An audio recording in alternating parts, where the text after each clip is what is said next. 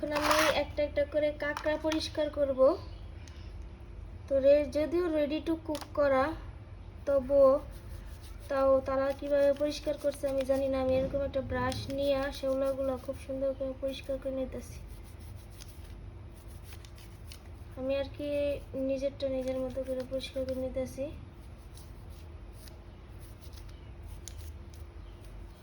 এরকম করে তোমরা কাঁকড়াকে কিভাবে পরিষ্কার করো অবশ্যই জানাবা। আমি আমার মতো করে পরিষ্কার করতেছি।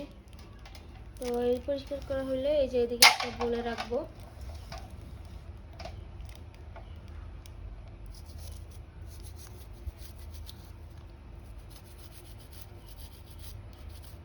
ফ্রোজেন করা ছিল সবচেয়ে ভালো তাজাটা খাওয়া, কিন্তু এদিকে তাজাটা কই পাবো, এদিকে সচরাচর পাওয়া যায় না।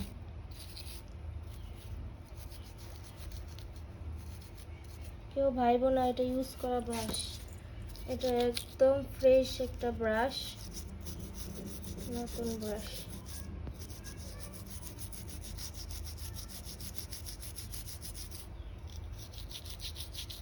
সব সুন্দর করে পরিষ্কার করে আর তারপর রাইখা দিব। যে কটা খাওয়ার এই কটা খাবো, অল্প অল্প করে রান্না করবো আর কি, কেউ তো খায় না তেমন। এরকম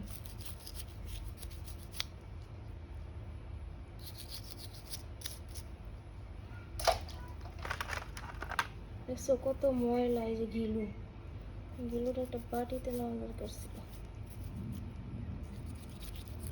গিলু বলে না ডিম বলে, তো যাই হোক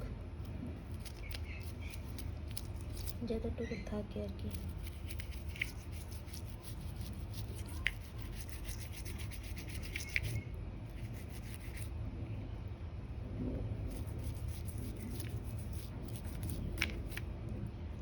তো একে একে সব কয়টা পরিষ্কার করবো, তার আগে এই লবস্টারটা কিভাবে কাটি সেটাই তোমাদের সাথে শেয়ার করি। চলো,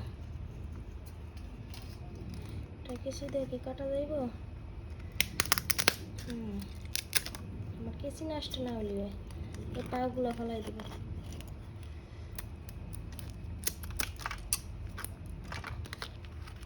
চিংড়ি মাছের মতো অনেকটা।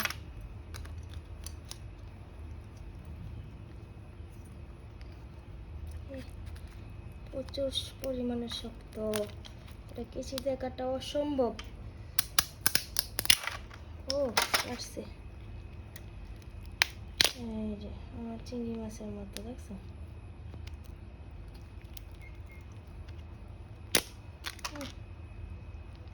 ময়লার থলি।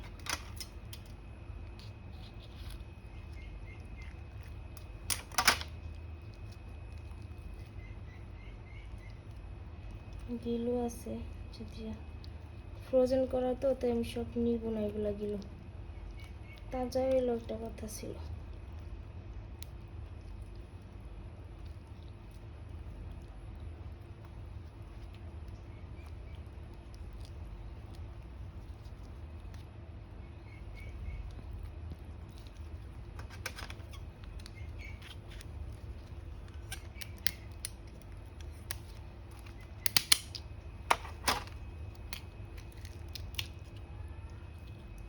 পরেই তো বানানো যায়।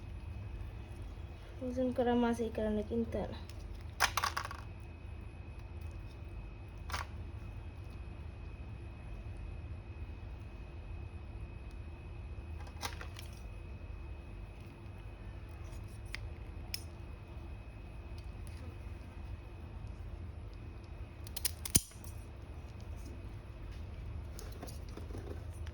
আমি কখনো লবস্টার কাটি নাই, ইউটিউব থেকে যা শিখছি এইটুকুই।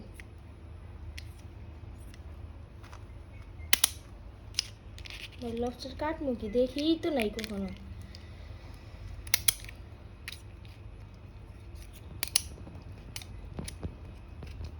প্রচুর শক্ত। গলদা চিংড়ি কেমন নরম থাকে, এগুলো প্রচুর শক্ত ভাই। হাত কাইটে না যায় এবার।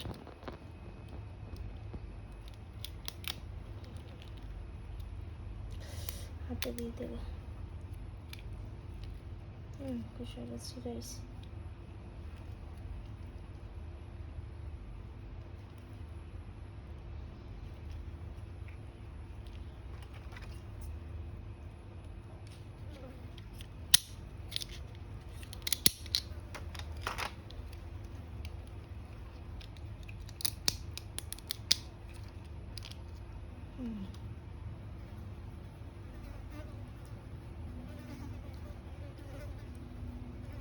মাঝখানে নাকি ময়লা থাকে, তো ময়লাটা তো দেখতেছি না আমি।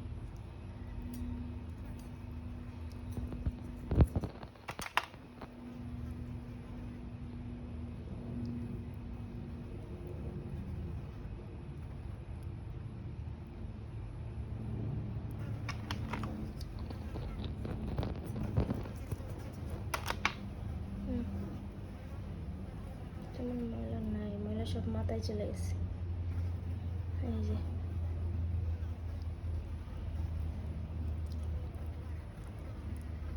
এটা যে ভালো মতো ধুইতে হইব।